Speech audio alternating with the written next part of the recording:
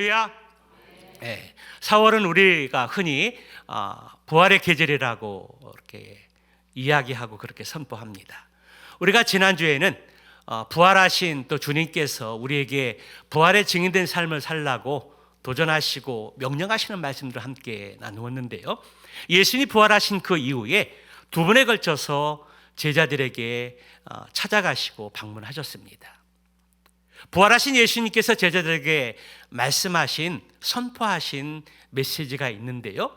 먼저는 너희에게 평강이 있을지어다 라고 말씀해 주셨습니다. 그리고 나를 믿으라. 나를 믿으라고 말씀해 주셨습니다. 그리고 성령을 받으라. 그렇게 말씀하셨습니다. 주님이 주시는 평강을 덧입고 부활하신 나를 믿고 그리고 성령의 충만함 가운데 아버지께서 나를 세상에 보내신 것 같이 나도 너희를 세상에 보내노라. 그렇게 말씀하시면서 부활의 증인으로의 삶을 살 수 있도록 주님이 제자들을 선포하신 것들을 우리는 지난주 말씀을 통해서 들었습니다. 사랑하는 성도 여러분, 삶의 현장에서 한 주간 어떠한 삶을 사셨습니까? 지난주 말씀을 기억하면서 부활의 증인의 삶을 힘써 사셨습니까? 요즘에 우리 교회가 계속해서 금요일 오후에 이렇게 맥도날드 앞에서 그리고 한숲 앞에서, 한숲 아파트에서 이렇게 매주마다 전도하는 시간들을 갖게 되는데요. 많은 사람들이 또 교회가 이구동성으로 이야기하는 것 중에 하나는 열심히 전도하는데 복음을 전하는데 교회에 오는 사람들이 없다라는 것입니다. 3일 전에도 페이스북에 올라온 동기가 이렇게 올려준 페이스북에 글을 읽는데 이춘선 목사님이시라고 있는데요. 그분이 전도책, 전도가 너무 쉽다. 전도해 보셨습니까? 라는 그 책을 이렇게 발간을 하고 열심히 전도하는 교회고 목사님이신데 전도해도 교회에 성도들 안 온답니다. 너무 지치고 힘든데도 불구하고 전도한답니다. 그분의 이충선 목사님이 쓴 책 제목이 전도해 보셨습니까? 입니다. 온 교회가 열심히 전도하는데 요즘 한 영혼을 얻고 교회로 인도하기가 결코 쉽지 않답니다. 매주마다 전도하는데 교회에 오는 영혼이 없답니다. 힘들고 지치고 낙심이 되지만 그래도 계속해서 전도한답니다. 뿌리는 전도하고 복음을 전하고 거두시는 분은 하나님이시기 때문에 포기하지 않고 전도하고 있다고 그렇게 이렇게 페이스북에 올라온 짧은 글을 읽었습니다.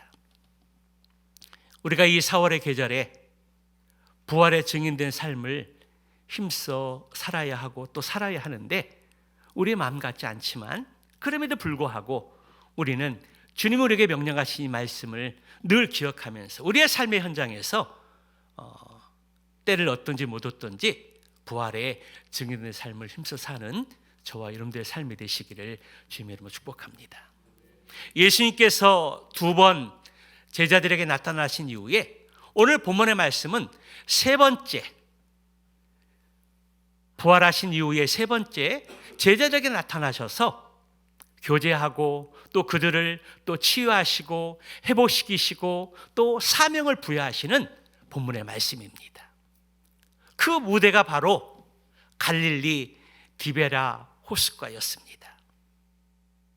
여러분, 갈릴리라는 곳은 어떤 장소입니까? 예수님이 제자들과 처음 만났던 장소가 갈릴리 바다였습니다. 그리고 예수님께서 제자들에게 나를 따라오너라 라고 초청하셨을 때에 제자들이 그물과 배를 버려두고 따랐던 그 장소가 바로 갈릴리 바닷가였습니다. 그리고 예수님의 부르심에 순종하고 따랐을 뿐만 아니라 예수님의 처음 사랑을 경험했던 그 장소가 바로 갈릴리 디베라 호숫가였다라는 것입니다. 그리고 약 2년에 걸쳐서 주님을 따라다니면서 동고동락하고 사역했던 아름다운 그러한 추억의 장소가 있는 장소가 바로 갈릴리 디베라 호숫가였습니다. 예수님 부활하신 그 이후에 막달라 마리아를 비롯해서 처음 부활을 목격했던 여인들에게, 제자들에게 가서 이렇게 일러라. 내가 먼저 갈릴리에 가 있을 테니 거기에서 만나자라는 메시지였습니다. 그리고 예수님의 그 말씀과 같이 오늘 부활하신 예수님께서 세 번째 제자들을 만나시면서 오늘 그 장소가 바로 갈릴리 바닷가였던 것입니다. 베드로를 비롯한 제자들은 예수님의 부활의 소식을 듣고 목격했음에도 불구하고, 만났음에도 불구하고 구체적인 삶의 방향을 찾지 못하고 당장 생계의 문제를 해결하기 위해서 갈릴리로 돌아갔습니다. 그리고 디베라 호숫가에서 밤새도록 그물을 던지고 고기를 얻고자 했지만 한 마리도 얻을 수 없었던 것입니다. 그때 예수님께서 육지에 서서 그물을 배 오른편에 던지라고 그렇게 말씀하셨습니다. 익숙한 목소리였었고 배 오른편에 그물을 던지라는 말씀을 들은 이후에 제자들은 배 오른편에 그물을 던지게 되었을 때에 그물이 찢어질 정도로 많은 물고기를 잡을 수 있었던 것입니다. 뒤에 말씀을 보게 되면 153마리 많은 고기를 이렇게 낚을 수 있었었는데요, 그때 많은 고기를 낚은 이후에 베드로는 배 오른편에 그물을 던지라고 하는 말씀하셨던 그분이 바로 예수님이라는 사실들을 깨달아 알게 되었습니다. 그래서 겉옷을 입고 배에서 내려 달려가서 예수님을 영접하게 됩니다. 나머지 제자들은 그물을 이렇게 끌고 육지에 배를 대고 주님을 이렇게 만나게 됩니다. 그때 예수님께서 숯불을 피워 놓으시고 그 위에 생선과 떡을 굽고 계셨습니다. 그리고 제자들에게 생선을 더 가지고 오라고 말씀하신 이후에 숯불 위에 생선과 떡을 구우시고 제자들에게 나눠 주셨습니다. 밤새 고기잡이에 지쳐 있었고 새벽에 싸늘한 공기로 인해서 몸이 식었던 제자들은 주님이 마련해 주신 아침을 먹은 그 이후에 따뜻한 몸을 회복할 수가 있었습니다. 이렇게 갈릴리에서 부활하신 주님과 제자들이 아름다운 교회가 이루어졌던 것입니다. 디베라 바닷가에서 아침 식사를 마친 그 이후에 예수님은 베드로에게 이러한 질문을 던집니다. 요한의 아들 시몬아, 내가 나를 사랑하느냐? 내가 나를 사랑하느냐? 이 질문을 베드로에게 던지고 있습니다. 한 번도 아니고 세 번씩이나 내가 나를 사랑하냐라는 이 질문을 던지고 계십니다. 얼마 전 주님을 3번 모른다고 부인했던 베드로, 그 일로 인해서 죄책감을 가지고 있었고 거리감이 생겼던 주님과의 관계를 주님은 회복하시기 위해서 베드로야, 내가 나를 사랑하느냐? 3번의 질문을 던지신 그 이후에 주님, 내가 주님을 사랑합니다라는 고백을 듣고 내 양을 먹이라는 거룩한 사명을 베드로에게 부여하신 것입니다. 그리고 베드로가 장차 어떻게 순교할 것인가에 대해서 암시적인 그 예언과 요한복음의 저자인 사도 요한의 장래에 관한 그 일들을 주님과 베드로가 대화를 통해서 소개되어지고 있습니다. 예수님은 베드로를 가리켜서 요한의 아들 시몬아 그렇게 부르셨습니다. 요한의 아들 시몬아, 예수님께서 베드로를 처음 만났을 때 부르셨던 호칭이었습니다. 예수님께서는 베드로를 요한의 아들 시몬아라고 부른 것은 그를 처음 만났을 때 그의 순수함으로 초대하고 계신 것입니다. 반석이라는 뜻인 게바나, 베드로라는 이름을 사용하지 않으신 이유는 베드로가 지금 반석과 같은 굳건한 믿음에 미치지 못하는 연약한 상황에 처해 있는 것을 아셨기 때문입니다. 얼마 전 베드로는 예수님을 저주하고 맹세하면서 3번 부인했던 사실이 있었습니다. 그 부인의 사건으로 인해서 베드로 스스로 심한 죄책감을 느끼고 있었을 수밖에 없었습니다. 그 상황에서 마귀는 베드로에게 베드로를 향해서 양심을 공격했을 것입니다. 예수님을 부인하고 그래도 내가 예수님의 제자냐? 너는 예수님의 제자가 될 자격이 없다라고 하면서 부정적인 생각을 불어넣었을지 모릅니다. 그러나 예수님은 베드로에게 그러한 연약함이 있음에도 불구하고 죄책감에 시달리는 베드로에게 그의 마음을 어루만져 주시면서 처음 주님을 만났던 그 감격을 떠올리게 하시면서 베드로를 초심으로 돌아오게끔 그를 지금 이끌어가고 계신 것입니다. 사실 베드로가 예수님을 부인한 것은 예수님을 사랑하지 않아서가 아니라 급작스럽게 돌아가는 주변의 상황이 너무나 두려웠기 때문입니다. 그것을 아시는 예수님께서 베드로의 잘못을 묻지 않습니다. 그의 실수에 대해서 비판하거나 원인을 추궁하지 않으십니다. 그리고 베드로를 향하여 요한의 아들 시몬아, 내가 이 사람들보다 다른 제자들보다 나를 더 사랑하느냐 그렇게 묻고 계십니다. 여기 사랑이라는 말이 우리말에는 하나밖에 없지만 헬라어에는 4가지 사랑에 대해서 말씀하고 있습니다.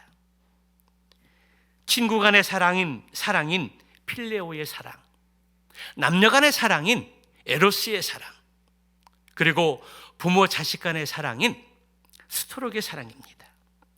이 3가지 사랑은 서로 함께 노력할 때 지속 가능한 사랑들입니다. 그래서 이 3가지 사랑을 일컬어서 조건적인 사랑이다 그렇게 말을 합니다. 그런데 이러한 조건적인 사랑과 구별되어지는 또 하나의 사랑이 있습니다. 무조건적인 사랑. 하나님의 변하지 않는 하나님의 사랑을 뜻하는 아가페 사랑입니다.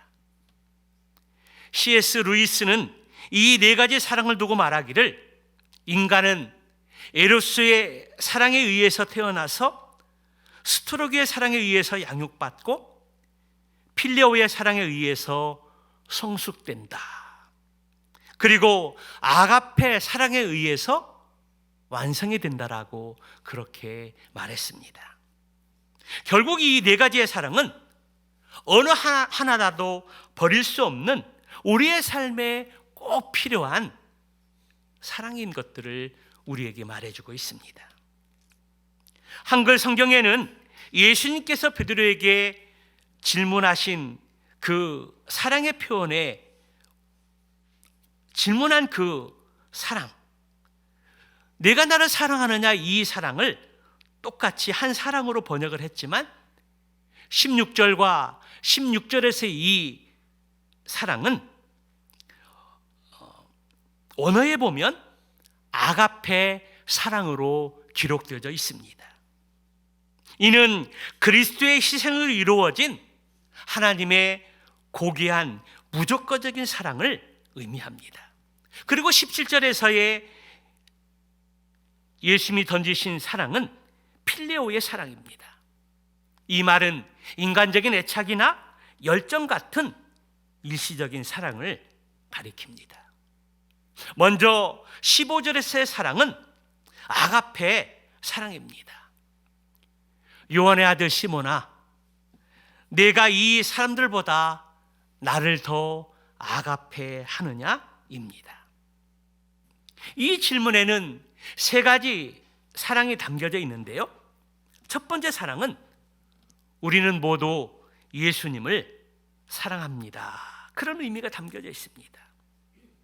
그러나 그 중에 다른 사람이 나를 사랑하는 것보다 내가 나를 더 사랑하느냐 묻고 계신 것입니다. 여러분, 이 질문에 여러분들은 어떻게 대답할 수 있습니까? 내가 나를 사랑하는데 다른 사람들보다 나를 더 사랑하느냐라고 묻고 있습니다. 여러분들은 어떻게 대답할 수 있습니까? 다른 사람이 예수님을 사랑하는 것보다 내가 더 예수님을 사랑한다라고 자신 있게 고백할 수 있습니까? 아마 이 질문 속에 자신 있게 대답하시는 사람들이 그리 많지 않을 것 같습니다. 두 번째는 너희들이 사랑하는 부모와 형제와 친구들보다 나를 더 사랑하느냐? 그렇게 묻고 계신 것입니다. 그렇다고 이 말씀은 부모, 형제나 친구를 사랑하지 말라는 의미가 아닙니다. 예수님은 우리에게 부모, 형제, 이웃, 심지어 이웃까지 그들을 내 몸과 같이 사랑하라고 말씀하셨습니다. 그러므로 이 사람들보다 의미는 다른 사람을 사랑하는 것을 전제하며 말씀하는 것입니다. 그럼에도 그들보다 예수님을 더 사랑하느냐, 그렇게 묻고 계십니다. 그 이유는 예수님은 바로 사랑의 근원이시기 때문입니다. 사람은 예수님으로부터 사랑을 받아야만 사랑할 수 있는 존재이기 때문입니다. 내가 얼마만큼 사랑이 있는 사람인가 하는 것은 내가 얼마만큼 예수님으로부터 사랑을 받았느냐에 정비례하기 때문입니다. 여러분, 그런데 우리가 예수님을 사랑한다고 고백하고 말하지만 때로는 우리가 예수님보다 더 사랑하는 것들이 많이 있습니다. 그것이 무엇입니까? 때로는 예수님보다 돈을 더 많이 사랑하고 명예를 더 많이 사랑하고 세상의 일락을 더 사랑할 때가 많이 있다라는 것입니다. 그뿐만이 아닙니다. 자기 자녀만 사랑하고 자기 손자 손녀만 사랑하고 내 가족만 사랑하고 내 교회만 사랑하고 내 나라만 사랑할 때가 더 많이 있습니다. 내 가족, 내 교회, 내 자식만 사랑하는 것 때문에 때로는 시기와 질투가 일어날 때가 많이 있다라는 것입니다. 그래서 오늘 예수님께서는 너희들이 사랑하는 부모, 형제나 친구보다 너희가 더 사랑하는 그 무엇보다 나를 더 사랑하느냐, 나를 위해서 그러한 것들을 포기할 수 있느냐 라고 묻고 계신 것입니다. 세 번째는 사람들보다 앞에 15절 중반절의 말씀에 보면 숫자 1이 표시되어 있습니다. 이것을 나눠주라고 하는데요, 그 맨 밑에 보면 숫자 1에 대한 해석이 있는데 또는 것들보다라고 되어 있습니다. 그러므로 이 사람들보다를 바꾸어서 본문을 읽는다면 내가 원하는 것들보다, 내가 사랑하는 것들보다 더 나를 사랑하느냐, 그렇게 묻고 계신 것입니다. 베드로와 제자들은 예수님께 바라고 소망하는 것이 있다면 그것은 그물을 찢을 정도로 많이 잡힌 물고기와 같은 기적과 풍성한 삶을 기대했을지 모릅니다. 주님의 나라가 임하게 되면 높은 자리를 차지해서 그 자리에서 군림하고 떵떵거리는 삶을 기대했을지 모릅니다. 그런데 제자들이 기대하고 바라고 원했던 것보다 나를 더 사랑하느냐라고 그렇게 말씀하고 있는 것입니다. 때는 우리가 예수님을 믿고 신앙생활하면서 물질의 복을 기대하는 삶을 갖고 있습니다. 자녀들이 이 세상에서 잘 되기를 기대하는 소원들이 있습니다. 건강의 복을 원하기도 하고요, 명예의 복을 바라기도 합니다. 그런데 그러한 것들보다, 너희들이 기대하고 너희들이 소망하는 것보다 더 나를 사랑하느냐, 주님께서 그렇게 묻고 계신 것입니다. 그러나 이러한 복을 받기 위해서 예수님을 사랑한다면 베드로가 그랬듯이 시험이 오고 고난이 오고 어려운 순간이 닥치게 되면 믿음을 버릴 수밖에 없는 처지에 서게 되기 때문에 지금 예수님은 그러한 것보다, 너희들이 기대하는 것보다 그런 것을 포기할 정도로 나를 더 사랑하느냐라고 그렇게 묻고 계신 것입니다. 왜냐하면 우리가 기대하고 소원한 것들이 이루어지지 않을 때, 고난이 오고 어려움에 직면하게 되면 사랑한다고 하는 그 고백이 없어지기 때문입니다. 변질되기 때문입니다. 그런 것들을 그 고백을 버리기 때문입니다. 그렇기 때문에 너희들이 기대하고 너희들이 소망하고 너희들이 바라는 것보다 나를 더 사랑하느냐라고 그렇게 묻고 계신 것입니다. 사랑하는 성도 여러분, 여러분들은 어떻습니까? 다른 사람들보다 너희들이 기대하고 너희들이 바라고 너희들이 소망하는 것보다 나를 더 사랑하느냐,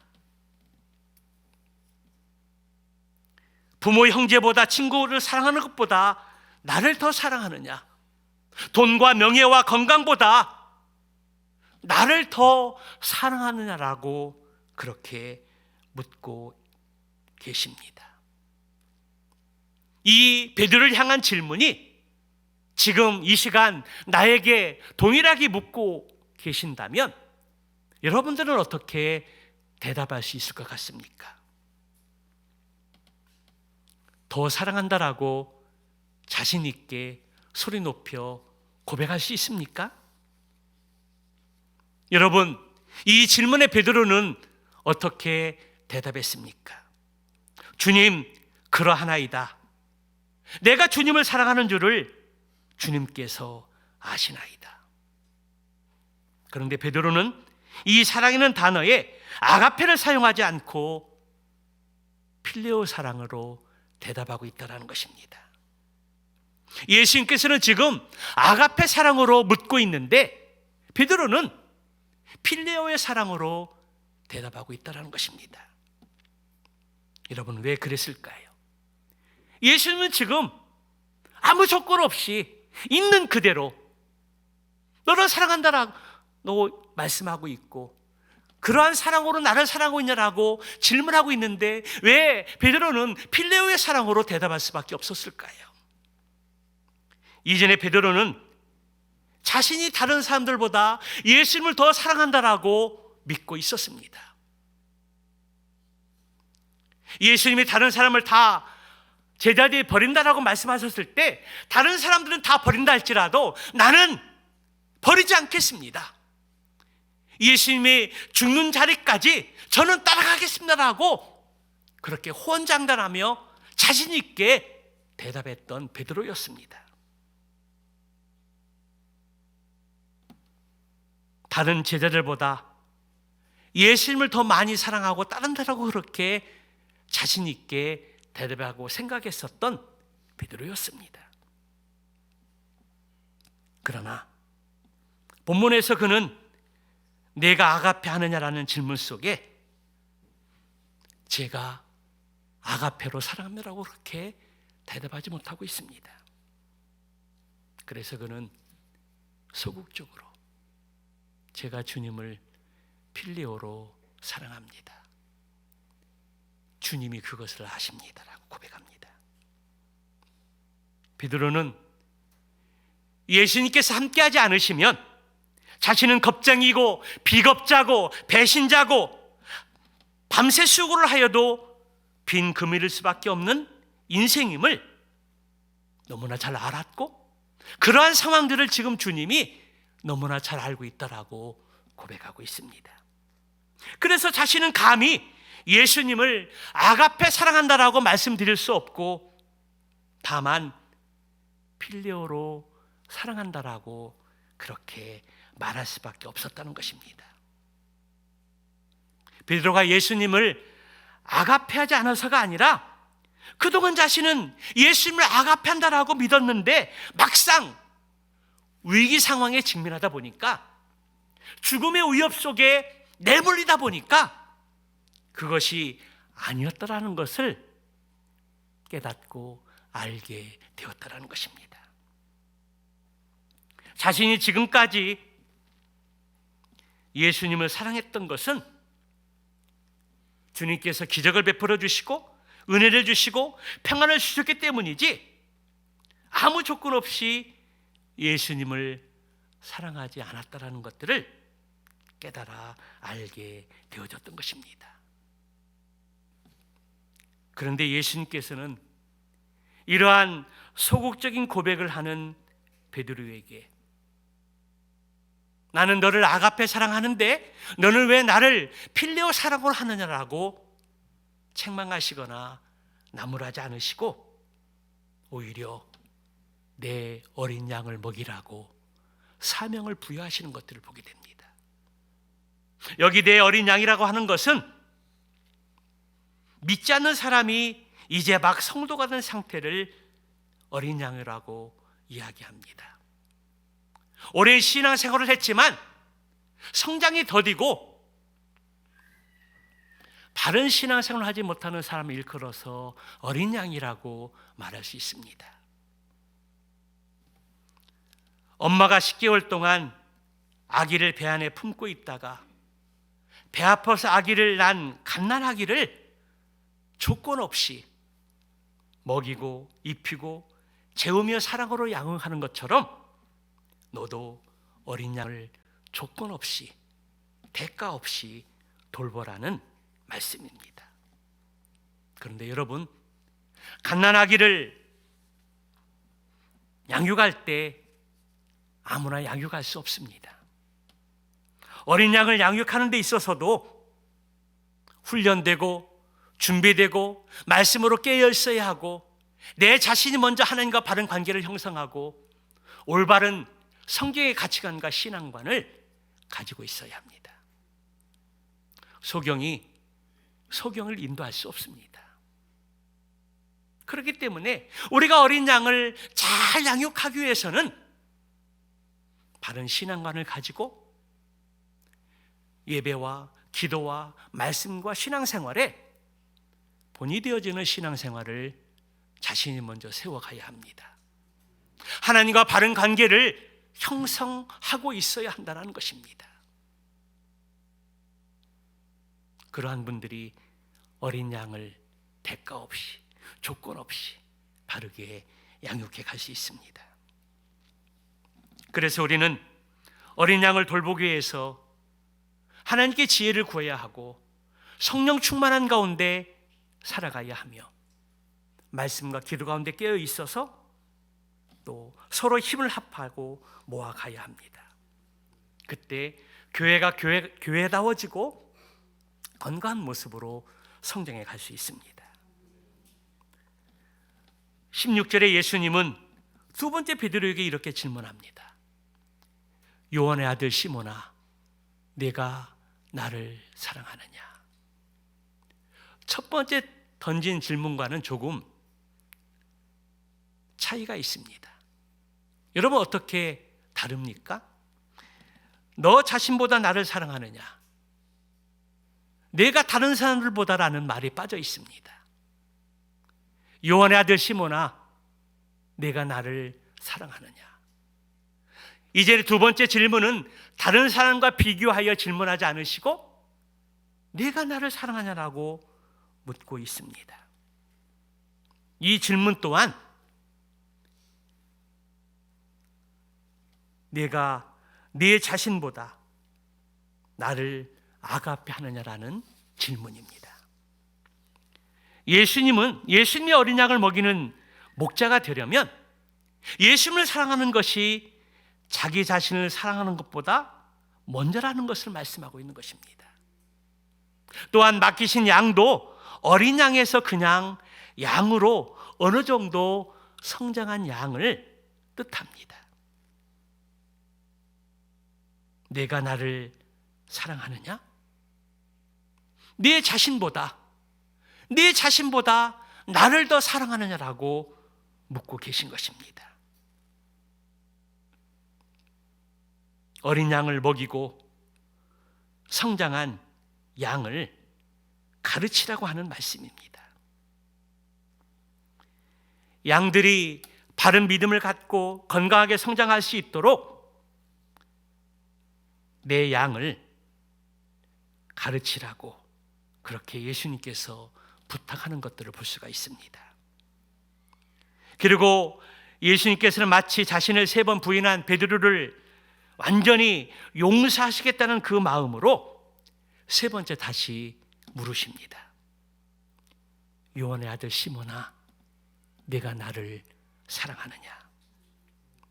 개역개정 성경에는 똑같이 내가 나를 사랑하느냐라고 기록되어 있지만 성경 언어에는 아까도 말씀드렸듯이 첫 번째, 두 번째 질문하는 내가 나를 아가페로 사랑하느냐라고 물었을 때 베드로는 필레오 사랑으로 말했지만 3번째 질문에서는 예수님이 베드로에게 요한의 아들 시몬아, 내가 나를 필레오 사랑하느냐? 그때 베드로도 예수님에게 주님, 제가 예수님을 필레오로 사랑합니다라고 고백하고 있습니다. 이것은 말에 앞섰던 베드로가 이제 자신의 실체를 깨닫고 겸손해진 것을 인정하고 그리고 베드로에게 맡겨준 사명을 잘 감당할 수 있도록 친구로서 함께 하겠다라는 예수님의 물음이었고 베드로의 답변이었습니다. 성도 여러분, 이 예수님의 질문 속에 베드로를 향한 예수님의 사랑이 느껴지십니까? 예수님께서 베드로에게 원하는 것이 무엇인지 깨달아지십니까? 우리는 예수님을 사랑하는 사람들입니다. 하지만 우리는 베드로처럼 내가 예수님을 사랑해서가 아니라 예수님이 먼저 나를 사랑하셨기 때문에 사랑할 수 있는 것입니다. 너희가 나를 택한 것이 아니요 내가 너희를 택하였고 내가 먼저 너희를 사랑할 때 너희가 나를 사랑할 수 있다는 것입니다. 그렇습니다. 우리는 먼저 예수님의 사랑을 받았습니다. 우리의 죄로 말미암아 죽을 수밖에 없는 인생들인데 예수님께서 우리의 모든 죄를 담당하시고 십자가 위에서 돌아가셨습니다. 그 십자가의 사랑, 구원의 은혜, 우리가 먼저 그 사랑을 경험한 자들입니다. 그리고 오늘 예수님께서 베드로에게 3번 물으셨던 것처럼 똑같이 우리에게 묻고 계십니다. 내가 다른 사람들보다 나를 사랑하느냐? 내가 내 가족과 친구들과 이웃을 사랑하는 것보다 돈과 명예와 쾌락보다 나를 더 사랑하느냐? 라고 그렇게 묻고 계십니다. 여러분, 오늘 베드로에게 향한 이 3가지의 질문을 이 시간 우리에게 묻고 계신데 이 질문에 대해서, 이 물음에 대해서 여러분들은 어떻게 대답할 수 있습니까? 자신 있게 예수님, 저도 예수님을 사랑합니다라고 고백할 수 있을까요? 다른 사람들보다, 부모 형제보다, 그리고 내가 예수님을 더 사랑하고 있는 쾌락과 명예와 물질과 다른 그 무엇보다 더 예수님을 사랑한다라고 그렇게 자신 있게 담대하게 고백할 수 있을까요? 여러분, 고백할 수 있습니까? 대답이 없으신 거 보니 자신이 없는 것 같습니다. 다른 사람들보다, 부모 형제보다, 그리고 돈보다, 명예와 쾌락보다 예수님을 더 사랑하는 것이 자신이 없을 수도 있습니다. 그런데 베드로는 어떻게 대답했습니까? 내가 주님을 사랑하는 줄을 주님께서 아십니다 라고 고백을 했습니다. 그리고 그 사랑한다는 고백을 증명하기 위해서 베드로는 그 이후에 어떤 삶을 살았을까요? 두렵고 무서웠던, 그리고 도망쳐 나왔던 예루살렘으로 다시 돌아가서 주님이 약속하신 성령을 기다렸습니다. 마가의 다락방에서 성령을 기다리고 있을 때 호련히 성령의 역사가 임재하셨고, 그리고 성령의 충만함을 덧입을 수 있게 되었습니다. 베드로와 그의 제자들이 성령의 충만함을 덧입게 되었을 때에 보고 들은 것을 말하지 아니할 수가 없도다. 생명의 위협 속에서 죽음을 두려워하지 않고 담대하게 예수 그리스도의 죽으심과 부활하심을 증거하였습니다. 그리고 복음을 증거하다가 로마 군인들에게 잡히게 되었고 십자가 처형을 받게 되는데, 전설에 의하면 예수님께서 돌아가신 그 십자가 그대로 죽을 수 없다고 이야기하면서 부탁을 합니다. 나를 십자가 거꾸로 매달려서 죽게 해주십시오. 예수님은 올바로 십자가에 달려 돌아가셨는데 나는 감히 그렇게 죽을 수 없다고 하면서 거꾸로 매달려서 죽게 해달라고 간청하게 됐을 때 그의 소원대로 십자가에 거꾸로 매달려 순교를 당했습니다.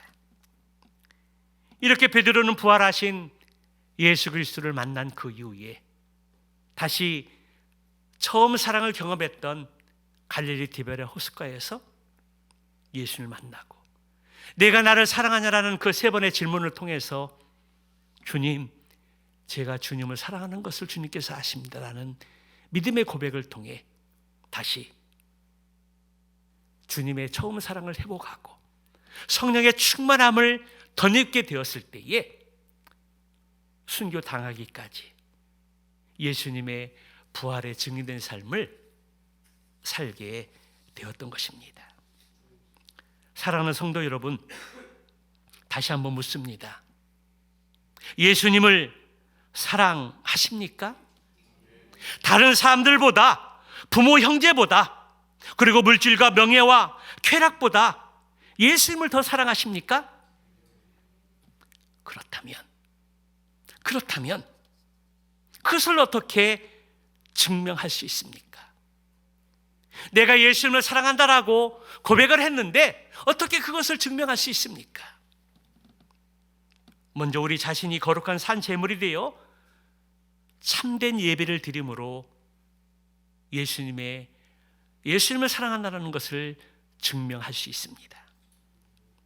새벽을 깨우며 기도 생활로 예수님 사랑한다는 것을 증명할 수 있습니다. 주님의 몸인 교회를 섬기고 봉사하는 것을 통해서 예수님 사랑한다는 것을 증명할 수 있습니다.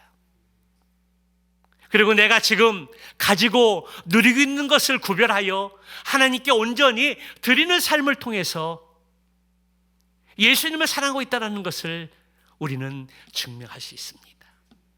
더 나아가서 나의 죄를 위해 십자가에 죽으시고 부활하신 그 예수님의 은혜를 기억하면서 날마다 증인된 삶을 통해서 예수님이 사랑하고 있다는 것을 증명할 수 있습니다. 우리가 예배와 기도의 삶으로 봉사와 헌신과 또 십자가의 부활에 증인된 삶으로 우리가 예수님 사랑하는 것을 증명할 수 있다는 것입니다. 그러한 삶이 따라가지 않으면, 그러한 삶으로 우리가 예수님을 사랑한다는 것을 증명하지 않으면 그 고백은 가짜일 수 있습니다. 네가 나를 사랑하느냐? 이 사랑에 대한 질문 속에 주님, 제가 주님을 사랑합니다. 자신 있게 우리가 고백하지 못하는 그 이유가 무엇일까요? 그것은 하나님과의 관계가 깨져 있기 때문입니다. 내가 주님을 섬기고 봉사하는데 기쁨으로 감사하지 못하는 것은 내가 하나님을 사랑한다고 말하면서 온전히 그 하나님을 사랑하지 못하기 때문입니다. 내가 나를 사랑하느냐? 그 질문에 우리가 자신 있게 대답하지 못하는 그 이유가 있다면 그것은 하나님과의 관계가 바르지 못하기 때문입니다. 오늘 주님께서 베드로에게 내가 나를 사랑하느냐라고 그렇게 물었을 때에 주님, 내가 주님을 사랑하는 것을 주님께서 아십니다라고 고백했습니다. 그리고 그 사랑한다는 그 증명을 무섭고 두려웠던 예루살렘으로 다시 돌아가서 성령의 충만함을 덧입고 부활의 증인된 삶을 통해서 순교하는 것으로 그 사랑을 증명했습니다. 사랑하는 성도 여러분, 우리가 주님을 사랑한다고 고백할 때 우리 입술의 고백으로 끝나는 것이 아니라 우리의 삶으로 그 사랑을 증명해야 합니다. 예배와 기도의 삶으로, 봉사와 헌신과 우리 자신을 구별하여 드림으로 사랑을 증명할 수 있습니다. 무엇보다 부활의 증인된 삶을 통해서 주님 사랑하는 것을 증명할 수 있다는 것입니다. 베드로가 부활의 증인된 삶을 통해서 순교로 주님 사랑하는 것을 증명했듯이 우리도 주님 사랑한다라고 믿음으로 고백할 때에 예배와 기도와 봉사와 부활의 증인된 삶을 통해서 주님 사랑한다는 것을 고백하고 증명하는 가운데 주님이 약속하신 풍성한 은혜를 경험하고 주님이 땅에 다시 오시는 그날까지 부활의 삶, 증인된 삶을 통해서 풍성한 삶을 누리고 전할 수 있는 저와 여러분들의 삶이 되시기를 주님의 이름으로 축원합니다.